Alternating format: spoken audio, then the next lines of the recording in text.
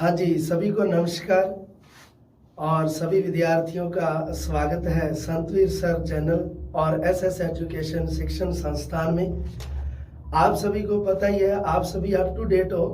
जैसे कि RPSC second grade ने नया सिलेबस जारी किया है हर सब्जेक्ट का, और उसमें एक सब्जेक्ट जो ऐसा रहता है जिसमें बहुत से विद्यार्थी होते हैं, और उसका नाम है ये अपना सोशल साइंस। और इसका एनालिसिस विश्लेषण के लिए आज हमारी टीम में अपने हैं श्री राजा राम जी हैं, ये जियोग्राफी के लेक्चरर हैं, और मेरे साथ जो बाईं तरफ खड़े हुए हैं ये दिनेश जी बादू हैं, जो किसी प्रसिद्धि, जो आपको पता ही है इनके बारे में, आप जानते हो, इनकी आगे आने वाली बुक के बारे में भी जानते हो। जल्दी ही इनकी सोशल साइंस से रिलेटिव जो भी सब्जेक्ट आपके बन रहे हैं उनकी बुक्स लॉन्च होने वाली है। तो ये दोनों एक्सपर्ट हमारे आपको ये सोशल साइंस के बारे में, इसके सिलेबस के बारे में आपको बताएंगे।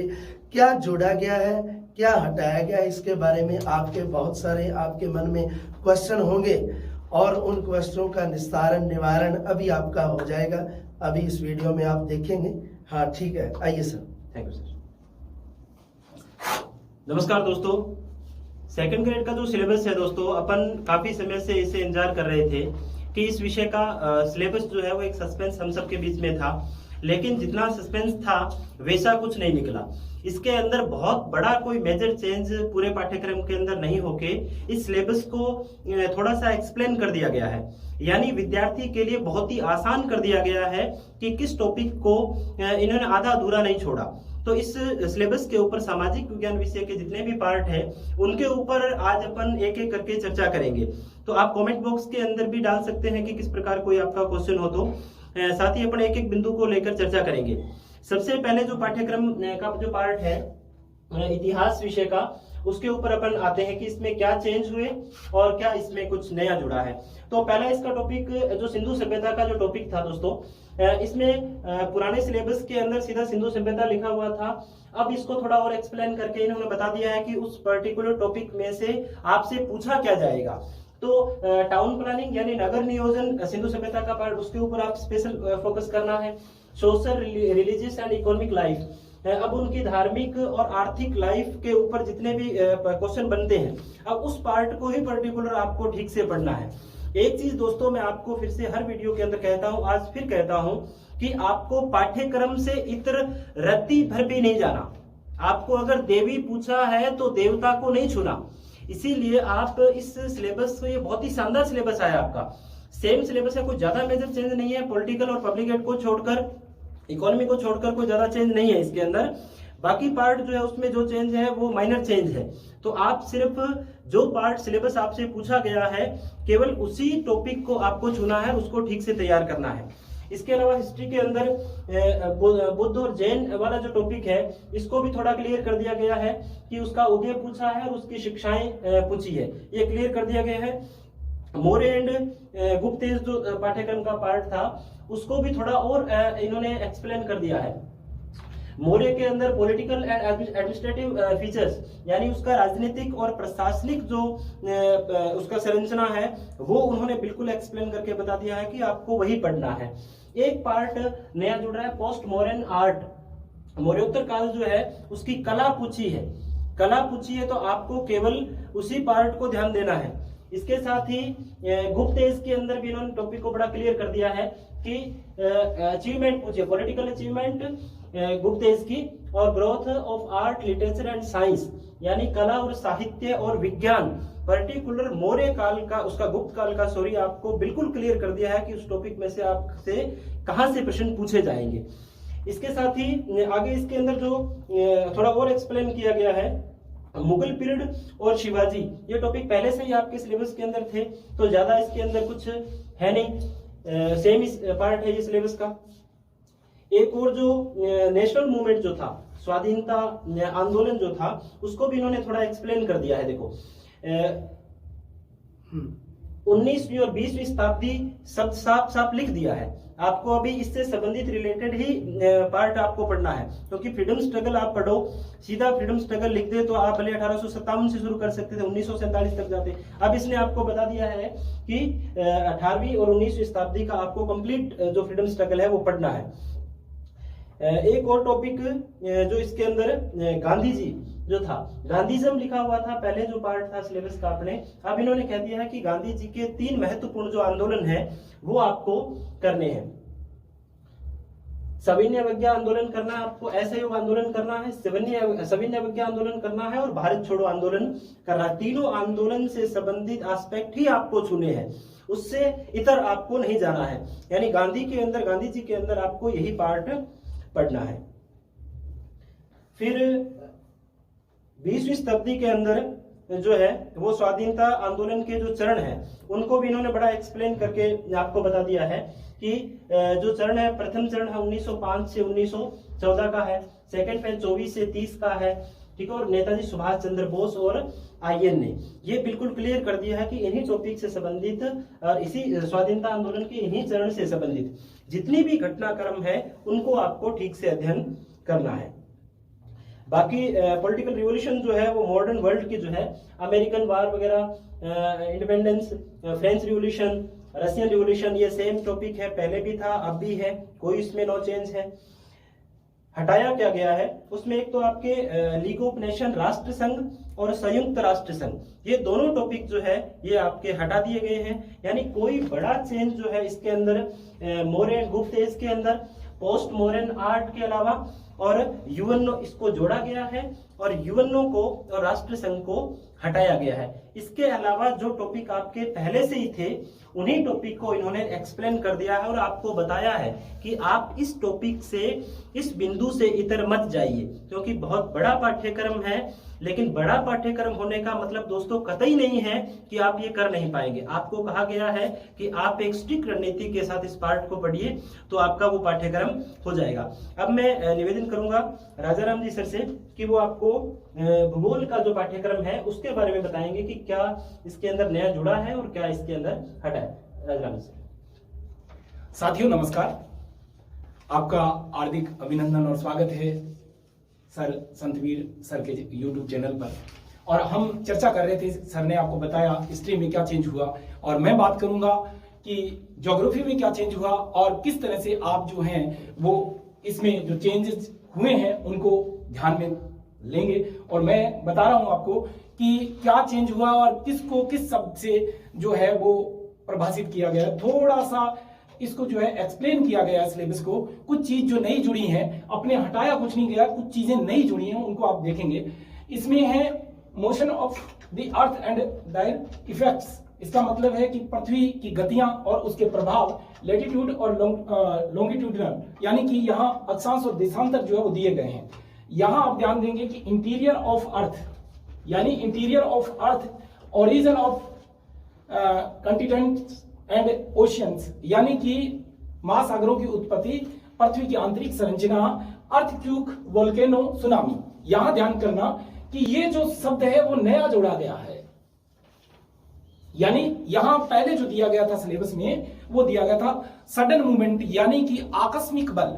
आकस्मिक बल का मतलब यहां कई बार एक्सीडेंटल फोर्स से भी लिया जाता है, तो उसको स्पेशल एक परिभाषित करके आपको बताया गया है कि अर्थक्वेक यानी कि भूकंप और वोल्केनो ज्वालामुखी और सुनामी से संबंधित आपको पढ़ना है। अगर सडन मूवमेंट की जहां बात आ रही थी तो वहां हो सकता है कि भूसंकलन वगैरह आपको सारी उससे संबंधित प्रभावित होने वाली जो प्रक्रियाएं थी वो आपको पढ़नी थी, लेकिन अब आपको सुनामी पढ़नी है।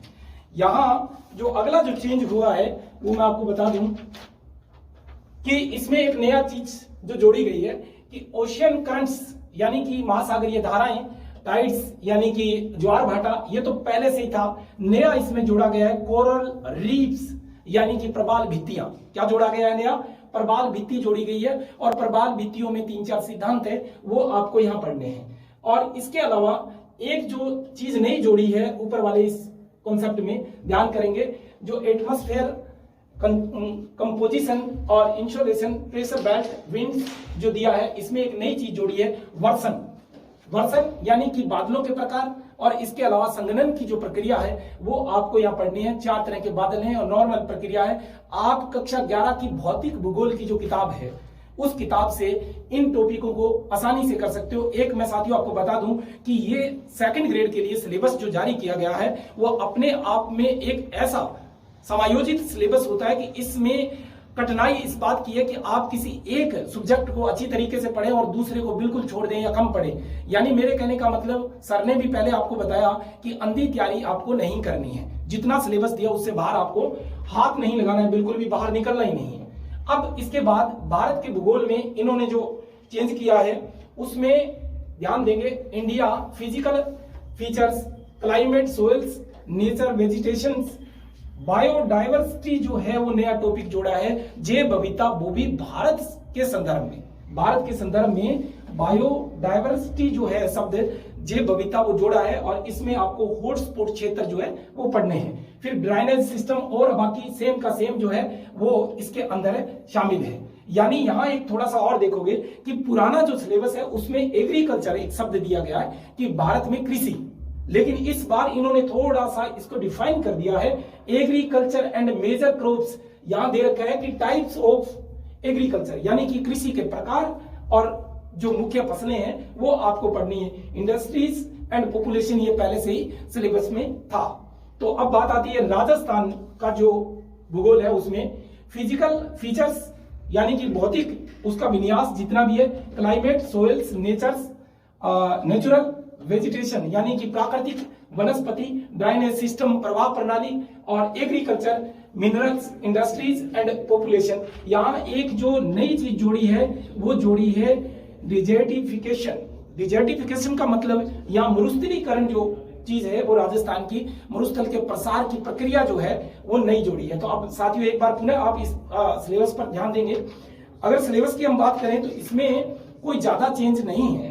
यहां सिर्फ आपको ध्यान रखना है कि जो सडन मूवमेंट था वही का वही है, लेकिन आपको अर्थक्वेक और वोल्केनो और सुनामी के बारे में पढ़ना है। दूसरा जो चेंज है वो वर्षन नया जोड़ा गया है और इसमें केवल बादलों के प्रकार और आपको पढ़ना है इसमें कि संघनन की प्रक्रिया।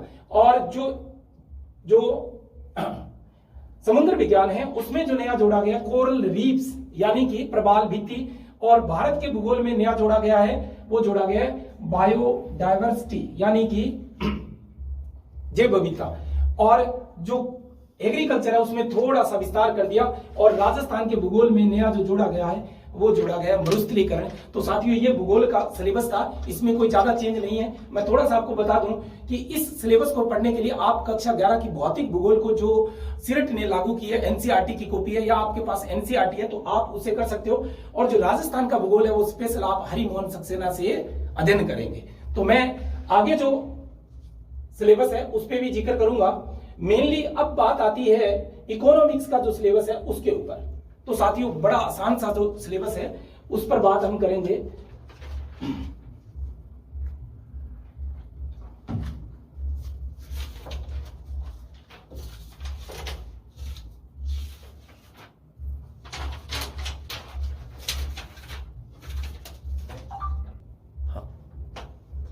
हाँ तो साथियों अब थोड़ा सा अपनी बात करते हैं इकोनॉमिक्स यानी कि अर्थशास्त्र का जो सिलेबस है आपके सेकंड ग्रेड में वो थोड़ा सा चेंज किया गया है। यहां मैं आपको ये कहना चाहूंगा कि स्टैटिस्टिक्स जो है उसको आप थोड़ा सा तैयार कर लें। एक बात तो ये कि पहला टॉपिक जो दिया गया है वो नेशनल इनकम, राष्ट्रीय आय दिया गया। ये पहले भी था अब भी है, लेकिन इसको थोड़ा सा एक्सप्लेन करके दिया हुआ है। यहाँ कंजप्शन जो शब्द दिया गया है यानी कि उपभोक्ता के कार्य और मुद्रास्फीति। ये मुद्रास्फीति जो है इसको आप थोड़ा सा ध्यान से पढ़ोगे। अब स्फीति मुद्रास्फीति को थोड़ा सा देख लोगे और मुद्रास्फीति जो है वो एक नया चेंज किया गया है, नेशनल इनकम वाले टॉपिक में जोड़ा गया। पहले ओनली फॉर नेशनल इनकम था। अब बात आती है basic concept of demand and supply और इलास्टिसिटी ऑफ द कंज्यूमर। एक मिनट, सॉरी दोबारा बोलता हूं सरकार। दूसरा जो टॉपिक है आपका बेसिक कॉन्सेप्ट यानी कि सामान्य जो मांग और पूर्ति के जो कॉन्सेप्ट है, अवधारणा है, उसको आपने करना है। और इसमें नया जो जोड़ा गया है वो जोड़ा गया है उपभोक्ता का संतुलन यानी कि उपभोक्ता का जो संतुलन है वो आपने पढ़ना है। उपभोक्ता संतुलन, मांग और सप्लाई के बीच में जो उपभोक्ता का संतुलन होता है कीमत और मांग को लेकर, वो आपने पढ़ना है। अब एक जो बड़ा चेंज है इकोनॉमिक्स में वो किया गया है मेजरमेंट ऑफ सेंट्रल टेंडेंसी यानी कि केंद्रीय प्रवृत्ति के माप। ये जो है स्टैटिस्टिक्स का सबसे अच्छा टॉपिक है, लेकिन आप लोग जो हैं इस बात से आश्वस्त हो जाएं कि ये वो नहीं है जो कक्षा 10 के मैथ में लगता है, यानी कि हम लोग फार्मूले देखते हैं और हल कर देते हैं। इसमें लाइनें आती हैं, यानी कि कॉन्सेप्चुअल जो लाइनें होती हैं वो आपको हल करनी होती है। तो इसमें अर्थमेटिक मीन, मीडियन मोड, यानी कि अंकगणितीय जो माध्य है, इसके अलावा माध्यिका और बहुलक, और इसके अलावा कॉन्सेप्ट ऑफ डेफिसिट यानी कि घाटे का जो बजट है वो दे रखा आपको, और मेजर्स ऑफ मनी सप्लाई यानी कि जो मुद्रा है, मुद्रा की पूर्ति के जो माप है, जिसमें साख निर्माण और मेथड आता है साख कंट्रोल के, यानी कि साख को नियंत्रित करने के उपाय। यहां आपको ध्यान रखना है कि साख नियंत्रित जो करनी है उसमें दो उपाय लगते हैं, एक तो मौद्रिक नीति और एक राजकोषीय नीति। ये बड़ा अच्छे तरीके से आपने पढ़ना है। इससे पूर्व जो था वो बैंक, कॉमर्शियल बैंक और केंद्रीय बैंक था। इससे पूर्व सिलेबस में केंद्रीय बैंक और जो कॉमर्शियल यानी कि वाणिज्य बैंक थे वो थे, और वही चीज यहां आती है कि कॉन्सेप्ट ऑफ जो डेफिसिट बजट है, घाटे का बजट, और इसके अलावा घाटे के बजट बनाने का कारण, और यहां बात आएगी आपके मेथड ऑफ क्रेडिट कंट्रोल यानी कि मुद्रा को नियंत्रित करने के उपाय, जिसमें मौद्रिक और राजकोषीय नीति आएगी। बाकी जो है इसमें कोई सामान्य चेंज नहीं किया गया है। पॉवर्टी आई है इसमें, यानी कि गरीबी है, अनएम्प्लॉयमेंट है, ह्यूमन डेवलपमेंट है या HID जो है, और सस्टेनेबल डेवलपमेंट यानी कि सतत विकास, यहां थोड़ा ध्यान देंगे, ये चीज नहीं जुड़ी हुई है। सतत विकास या संघृत विकास या फिर कंटिन्यू विकास या विनाश रहित विकास, इसको हम कह देते हैं, ये नया जोड़ा गया टॉपिक है इसमें। और इसमें ग्रीन अकाउंटिंग और नीति आयोग, यहां ध्यान करना कि नीति आयोग जो है इससे पूर्व यहां जो था आर्थिक नियोजन था। अब मैं आपको बता दूं कि हटाया क्या गया। पहले मैं बता रहा हूं कि टॉपिक नंबर जो 3 है, मेजरमेंट ऑफ सेंट्रल टेंडेंसी, केंद्रीय प्रवृत्ति के माप, ये सारा का सारा नया जुड़ा है जो कि स्टैटिस्टिक्स से लिया गया है। लेकिन एक चीज नहीं जुड़ी है, नीति आयोग। इससे पहले यहाँ आर्थिक नियोजन था, और खास बात यह आती है कि इससे हटाया क्या गया है, तो वो है विदेशी व्यापार, विदेशी व्यापार की दिशा, वैश्वीकरण, निजीकरण और इसके अलावा उदारीकरण, यानी कि ग्लोबलाइजेशन, प्राइवेटाइजेशन, और इसके अलावा जो उदारीकरण है वो यहां से हटा दिया गया है। तो कुल मिला के आपको बात समझ में आ गई होगी कि आपको एक नया जो पढ़ना है वो पढ़ना है केंद्रीय प्रवृत्ति के माप। और ये जो चीज आप पढ़ोगे, मैं तो आपको रिकमेंड करूंगा कि कक्षा 12 की जो भूगोल है, भूगोल की प्रायोगिक जो भूगोल की किताब है, उसमें से ये जो चीज अगर आप कर लेते हो तो बहुत ही बढ़िया तरीके से ये हो सकती है। या फिर आप नाथुराम का की जो बुक आती है स्टैटिक्स की, वो बहुत लंबा चौड़ा मटेरियल हो जाएगा। वरना आप मेरी यूट्यूब पे ये क्लास डाली हुई है, वो क्लास आप देख सकते हैं, जिसमें मैंने लाइनों के तौर पे और प्रश्नों के तौर पे इस टॉपिक को अच्छे तरीके से करवा रखा है। अब मैं सर से निवेदन करूंगा कि आगे पॉलिटिकल साइंस में जो है वो क्या क्या चेंज हुए हैं सर आपको बताएंगे। तो पॉलिटिकल साइंस के बारे में ले लो सर। दोस्तों, पॉलिटिकल साइंस इस पूरे सिलेबस के अंदर एक ऐसा विषय है जिसके अंदर काफी चेंज थोड़ा हुआ है। पॉलिटिकल साइंस पब्लिक एड के अंदर चेंज हुआ है। सबसे पहले तो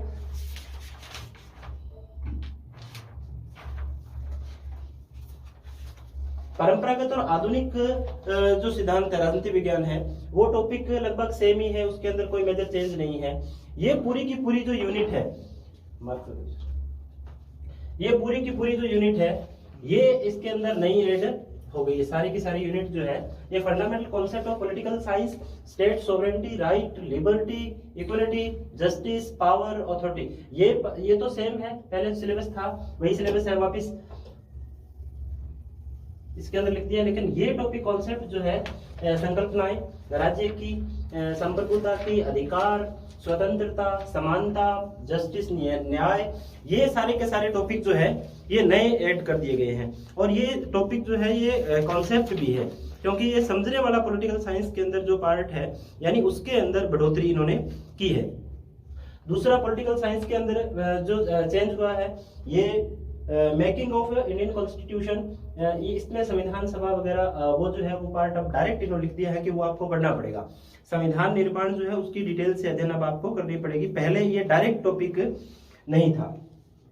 बाकी जो था ये संविधान के संशोधन है, प्रक्रिया जो थी वो पहले भी थी अब भी है। अब आपको कुछ महत्वपूर्ण संविधान संशोधन भी पढ़ने हैं। मेजर अमेंडमेंट जो है वो अब आपको पढ़ने पड़ेंगे, यानी महत्वपूर्ण संविधान संशोधन जो अब साथ में आपको करने पड़ेंगे। Union, state and local self government, ये पहले भी था अब भी वापस सेम सिलेबस है, इसके अंदर कोई चेंज नहीं है।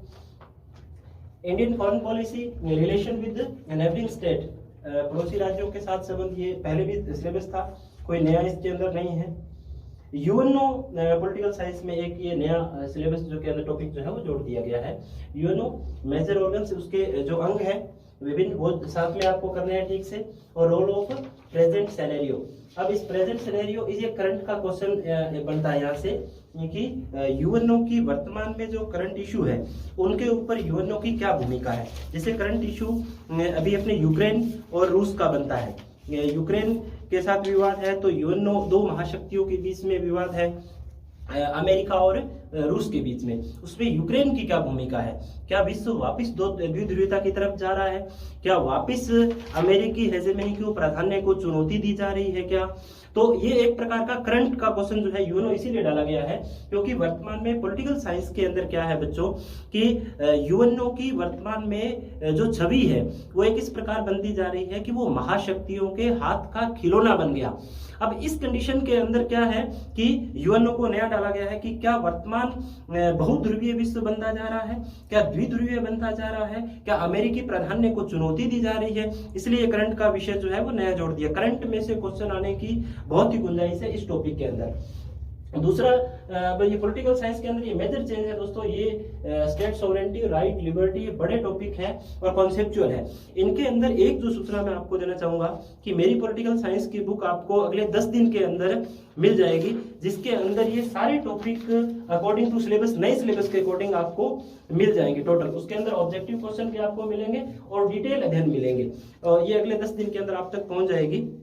तो आगे जो पार्ट है सोशियोलॉजी का पार्ट है, इसके अंदर कोई चेंज नहीं है। सोशियोलॉजी वाले पार्ट के अंदर दोस्तों एकमात्र ये ऐसा पार्ट है जिसके अंदर कोई बड़ा चेंज है नहीं, सेम सिलेबस है। इसलिए आपको जो पहले आप जिस तरीके से पढ़ते आ रहे हैं उसको वापस उसी को रिवीजन करना है, नए कोई टॉपिक इसके अंदर ऐड नहीं हुए हैं। लोक प्रशासन, पब्लिक एडमिनिस्ट्रेशन के अंदर कुछ चेंज हुए हैं। पॉलिटिकल साइंस के साथ ये भी एक ऐसा पार्ट है जिसके अंदर चेंज हुए हैं। शुरू के जो टॉपिक है, पहले यूनिट जो है meaning, nature, scope, significance and evolution of public administration as a discipline, तो ये तो उसकी प्रकृति, क्षेत्र और एक अनुशासन यानी विषय के रूप में लोक प्रशासन का जो अध्ययन है वो सेम टॉपिक है, वो पढ़ने पहले यूनिट है, सेम ही है, उसके अंदर कोई चेंज नहीं है।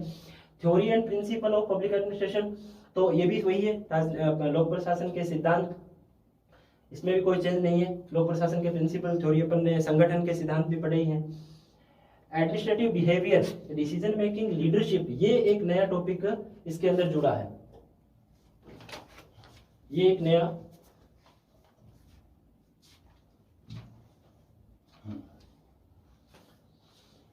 लीडरशिप एक नया जुड़ा है जिसके अंदर अपने को नेतृत्व की शैलियां जो है वो करनी पड़ेगी।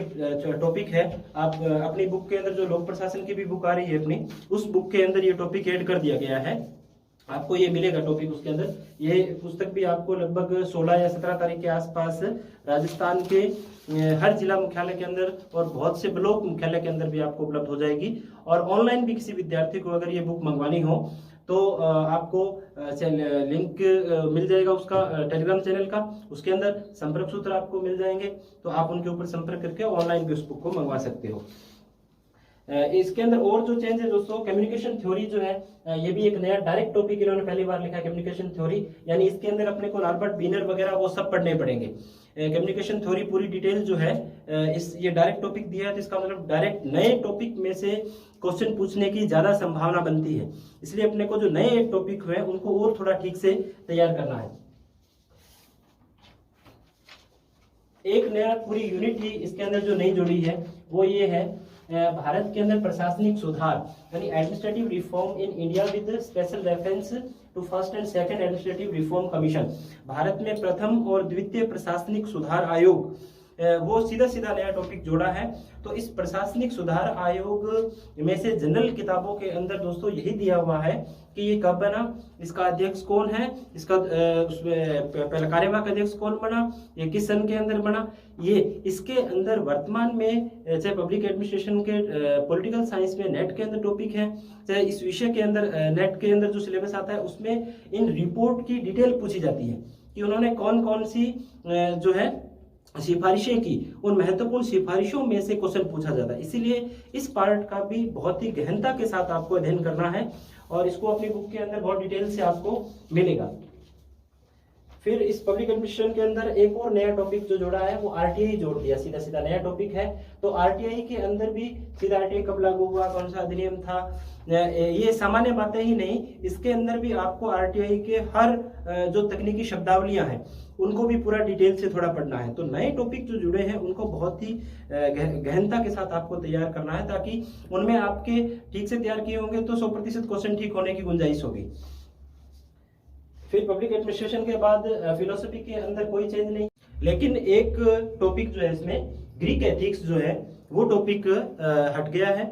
पहले उसमें पुराने सिलेबस के अंदर ग्रीक एथिक्स था और वर्णाश्रम धर्म और पुरुषार्थ था, वो अपन भारतीय दर्शन के परिचय में पढ़ते भी थे, उसमें कोई वो मेजर चेंज नहीं है, वो पहले डायरेक्ट था, अब उसके अंदर नहीं है। और ग्रीक एथिक्स जो है वो कंप्लीट पार्ट आपका हट गया। बाकी फिलोसफी के अंदर कोई चेंज नहीं है, यानी फिलोसफी में जुड़ा कुछ भी नहीं है, आपको नया पार्ट जो है वो उसके अंदर कुछ नहीं पढ़ना, हटा है। इसलिए आपको फिलोसफी की जो अपनी बुक है इसके अंदर ये सारा पार्ट कंप्लीट पार्ट आपको मिल जाएगा, यानी कुछ पेज आपको एक्स्ट्रा ही मिलेंगे एक टॉपिक, उसमें आपको नए टॉपिक के लिए इसके लिए नई बुक खरीदने की आवश्यकता नहीं है। इसलिए फिलोसफी की तरफ से आप बिल्कुल निश्चित हो जाइए। तो बाकी और फिलोसफी के लिए आपके लिए सूचना है दोस्तों कि कल अपनी फिलोसफी की बुक जो है वो आपको संपूर्ण राजस्थान के अंदर मिल जाएगी। और मैं दोस्तों इन तीनों बुक जो मेरी आ रही है, इन बुक के लिए मैं एकमात्र ऐसा आदमी होऊंगा शायद जो कह रहा है कि मेरी बुक को खरीदना मत, पहले आप मेरी बुक को आप तुलना करना, आप बुक शॉप पर जाकर बुक शॉप उससे मांगना कि वो किताब दीजिए और 4 किताबें और पढ़िए, उनके साथ तुलना कीजिए। अगर आपको वो बेटर कंटेंट उसमें लगे तो आप इन तीनों बुक को भी पढ़ सकते हो। इसमें मैंने उसमें जितने भी सोर्सेज हैं राजस्थान के अंदर, दिल्ली के अंदर, उन सबको संकलन करने का प्रयास किया ताकि आपको बेहतरीन कंटेंट मैं दे पाऊं। तो फिलोसफी की बुक जो है वो आपको कल ही मार्केट के अंदर उपलब्ध हो जाएगी, आप जाइए। पीडीएफ भी मैंने उसकी वायरल की थी, आपने देखी होगी, नहीं देखी है तो दुकान पर जाकर आप उस किताब को देखिए, उसकी पूरे सब टॉपिक को बाकी बुक के साथ तुलना कीजिए, बेहतरीन आपको लगे अच्छा कंटेंट तो आप उसको खरीद सकते हैं। आपको निश्चित ही, मुझे पूर्ण विश्वास है कि शानदार कंटेंट उस बुक के अंदर मिलेगा। फिर दोस्तों एक नया टॉपिक जो है उसके फिलोसफी के बाद शिक्षण विद्या रहेगा सर, नहीं फिलोसफी का तो हो गया, फिलोसफी के अंदर तो कोई चेंज हुआ ही नहीं है।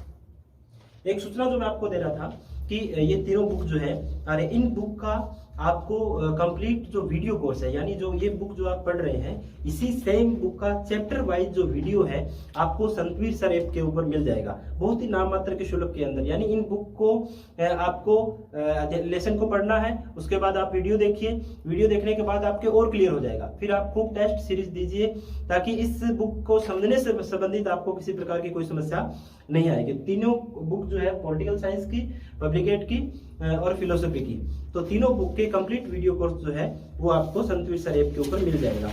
तो कल ही ये बुक आपको उपलब्ध हो जाएगी। टीचिंग मेथड के ऊपर सर एक बार और थोड़ा बता दीजिए, तो उसके अंदर कोई मेजर चेंज नहीं हुए हैं, लेकिन फिर भी उस सिलेबस को भी सर थोड़ा एक्सप्लेन करेंगे। राजाराम जी सर। साथियों एक बार फिर अपनी बात करते हैं टीचिंग मेथड्स पर, और यहाँ जो है वो हम देखेंगे साइकोलॉजी के जो टॉपिक हैं उनमें चेंज क्या हुआ और काटा क्या गया है। अगर मैं बड़ा से सीधा आपको बताऊं तो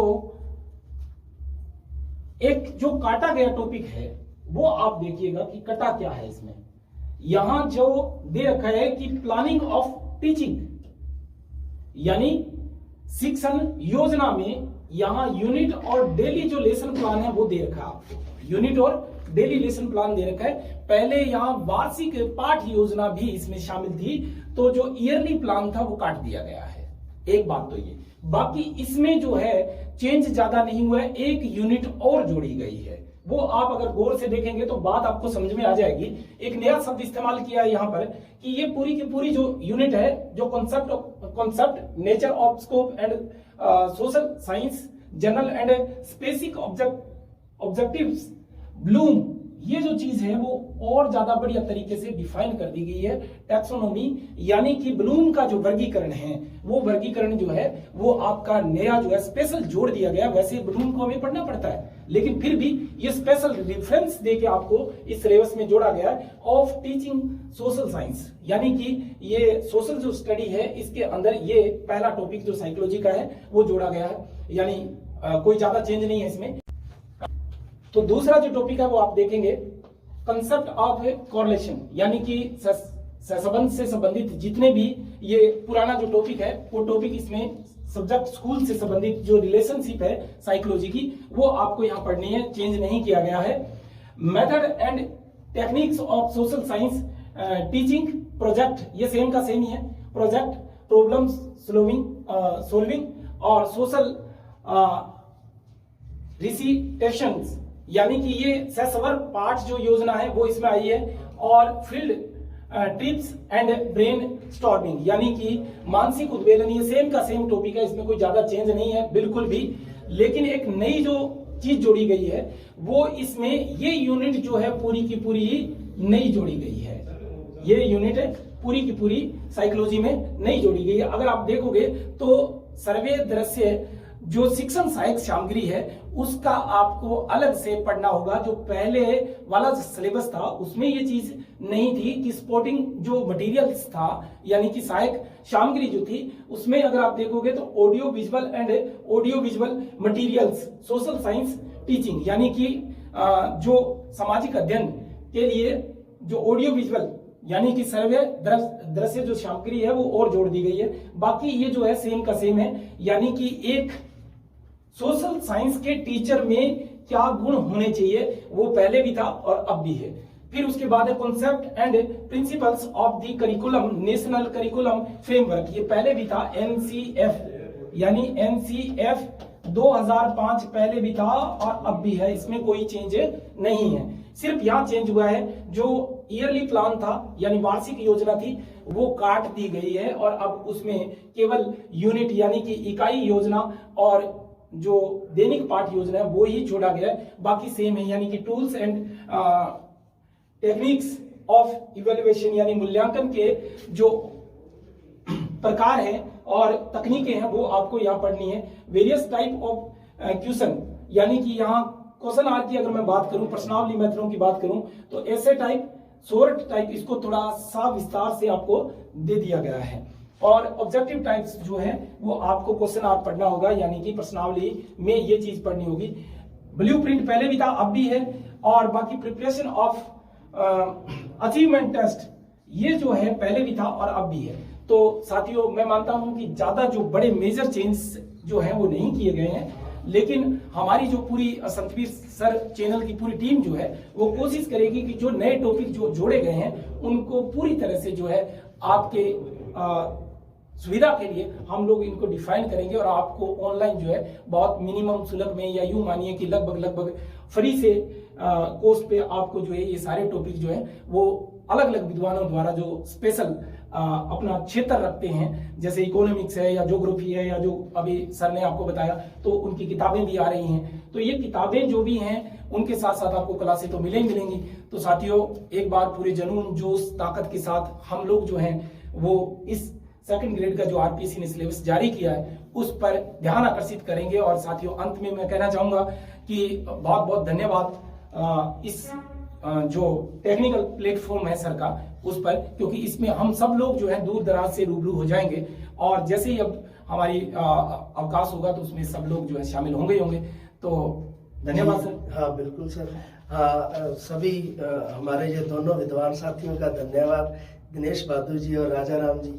देख लो सिलेबस कितना होता है एसएसटी का, मेरे को आज पता चला। राजा राम जी का सारा जोर लगवा दिया इसने। तो खैर कोई बात नहीं, टीचर्स का जोर लगता है क्योंकि स्टूडेंट जो है वो कामयाब तभी होते हैं जब टीचर्स अपना पूरा मतलब ध्यान पूरी ताकत लगाता है, पूरी ताकत जोड़ता है। तो ये वीडियो दोस्तों आप अपने दोस्तों के साथ जरूर शेयर करना, स्टेटस लगाकर स्नेह प्रदान करना। और आपको दिनेश बहादुर जी ने जैसे बताया कि उनकी जो इसके साथ रिलेटेड जो बुक्स हैं वो आ रही हैं मार्केट में जल्दी। तो वैसे मेरा चेहरा तो जानते हैं आप मेरे को, तो दिनेश बहादुर जी एक्सपर्ट है इसके बारे में, तो जल्दी इनकी बुक्स भी आ जाएंगी। धन्यवाद सभी का। हाँ, कोई बात नहीं, हम जोड़ देंगे बीच में।